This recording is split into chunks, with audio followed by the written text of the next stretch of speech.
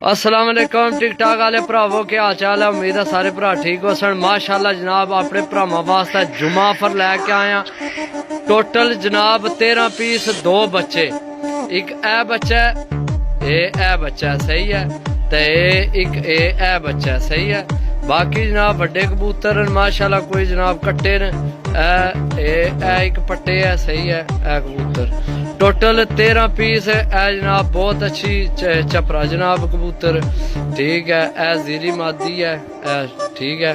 बाकी है बहुत अच्छा जनाब मेरी कबूतर है भी ए मादी बड़ी अच्छी है जनाब, बहुत अच्छे यानी कि कबूतर लैके आए भरावां वास्ते, ठीक है। टोटल जनाब 13 पीस तो 500 रुपया पर जनाब।